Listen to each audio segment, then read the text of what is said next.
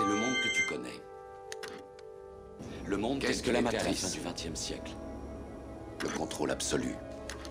Il n'est plus aujourd'hui qu'une parcelle de la simulation neuro-interactive que nous appelons la dans le seul but de nous maintenir sous contrôle, jusqu'à ce que nous soyons tous transformés en ceci. Je suis le docteur Gérard Guillaume, rhumatologue, immunorhumatologue. J'ai collaboré pendant une douzaine d'années avec le professeur Luc Montagnier. On a créé une association, un groupe de recherche avec lui qui regroupait une vingtaine de médecins, de scientifiques, et on a créé la fondation Luc Montagnier. Et j'ai été nommé président du conseil scientifique de cette fondation Luc Montagnier.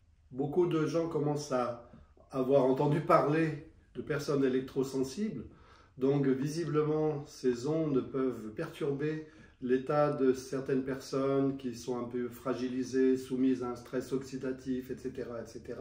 Tout le monde n'y est pas sensible d'une façon visible, entre guillemets, mais c'est une réalité. Et c'est une réalité qui est sous-tendue, entre autres, par une découverte qu'a fait M. Montagnier et son équipe, c'est-à-dire de la détection dans le plasma de patients prélevés d'ondes électromagnétiques émises par des fragments d'ADN d'origine bactérienne ou d'origine virale qui interviennent dans la genèse, l'entretien ou l'aggravation de maladies, en particulier de maladies chroniques, aussi variées que l'autisme, le Lyme chronique, la sclérose en plaques, le Parkinson, la polyarthrite rhumatoïde, bon, l'Alzheimer. Il y a même une étude là, récente, tout à fait classique, tout à fait officielle, qui vient d'attirer l'attention sur le rôle possible d'infection dans la genèse de l'Alzheimer. Donc ce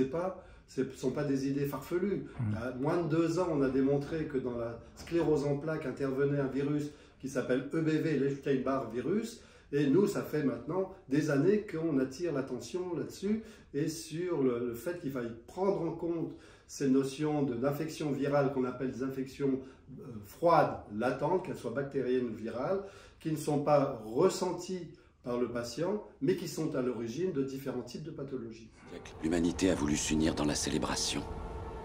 Nous nous sommes émerveillés de notre magnificence dès la venue au monde de l'IA. L'IA?